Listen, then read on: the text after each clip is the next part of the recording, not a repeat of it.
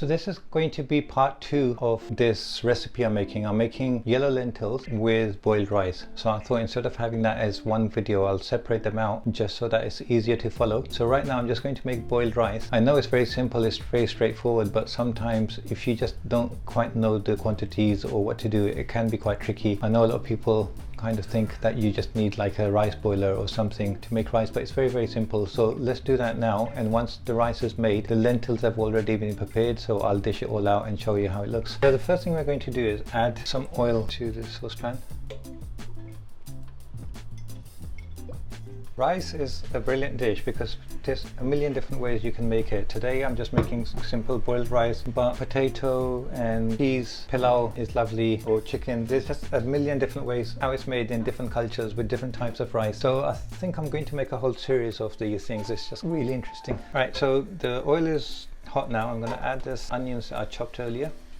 Stir, and then I've got cumin seeds. Cumin seeds are really nice with boiled rice or really any kind of rice, so we'll add those in there as well. That's probably like a teaspoon or something, but I just do it by eye. And then as that's going, I have the rice that was soaking for the past half an hour or so. I've drained it and put it in a sieve, and I'm going to add that to this pot just so that before we add the water, the rice grains get all oiled up. So at the end the rice is going to be nice and like fluffy.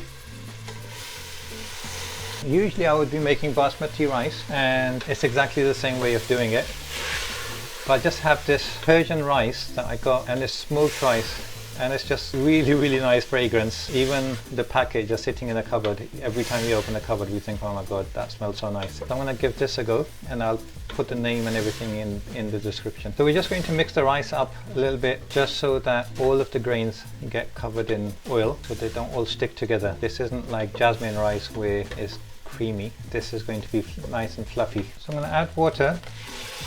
The whole trick with this is the cup I used to measure the rice. So it's 2 cups of rice. To that I'm going to add 4 cups of water. So people really get confused, like how can you do it by volume, because you can have different size of cups, and then how does it still work? Because we're going to use the same cup for the water that we use for the rice, so it's always going to be the right ratio. 3, 4.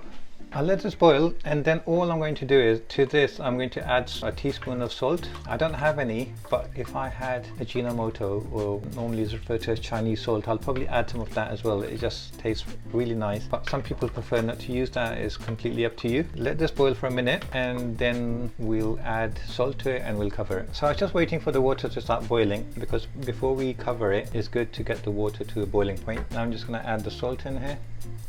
That's 1 teaspoon of salt. Mix, and then I'm going to cover it and turn the flame on the lowest setting, and that's it. Just don't disturb this and leave it for at least 20 minutes, and then I'll come and uncover it and just see how things are going. Right, so this has been cooking for over 20 minutes, about 22-25 minutes. I'm going to remove the cover, see how everything's going. It's nice and dry. It's perfect actually. So what we're going to do is, with a fork, I'm just going to fluff this up a bit. It looks very good. And as I mentioned, here in a separate pot I have lentils cooking. So give me a minute. I'm just going to dish it all out and show you how it all looks. So guys, this is boiled rice and yellow lentils. This is delicious. I'm just going to garnish it with, I have here chopped up onions, cucumber and tomato, a bit of salt and lemon juice on it. Just sprinkle that on here, and then here I have some chopped parsley. If you have coriander, that would be even better. And that's done. This is, as I said, very easy, very economical food to make, very cheap. In Pakistan we used to call this prison food because it's served in prison. So just imagine how good the prisons are in Pakistan. I'm just joking, but try it out and let me know how it goes.